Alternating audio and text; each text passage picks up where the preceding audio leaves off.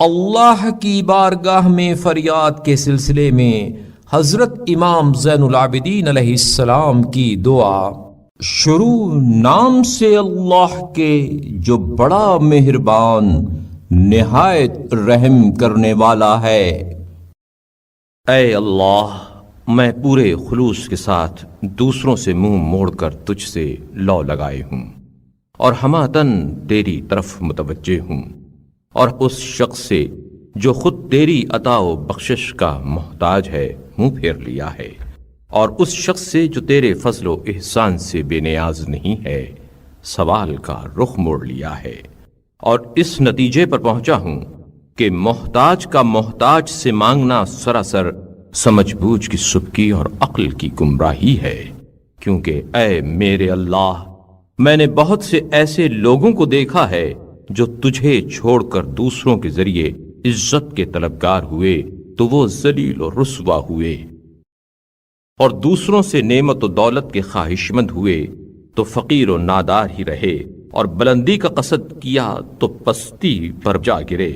لہذا ان جیسوں کو دیکھنے سے ایک دور اندیش کی دور اندیشی بالکل برمحل ہے کہ عبرت کے نتیجے میں اسے توفیق حاصل ہوئی اور اس کے صحیح انتخاب نے اسے سیدھا راستہ دکھایا۔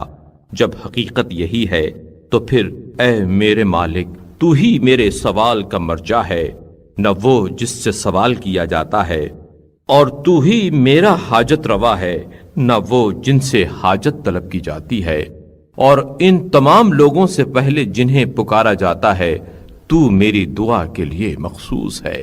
اور میری امید میں تیرا کوئی شریک نہیں ہے، اور میری دعا میں تیرا کوئی ہم پایا نہیں ہے، اور میری آواز تیرے ساتھ کسی اور کو شریک نہیں کرتی۔ اے اللہ،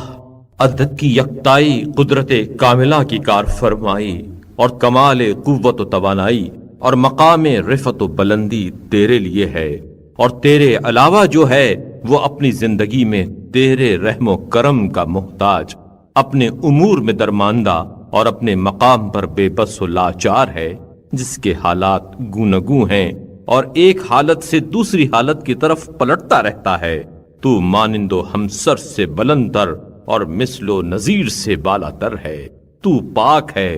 تیرے علاوہ کوئی معبود نہیں ہے۔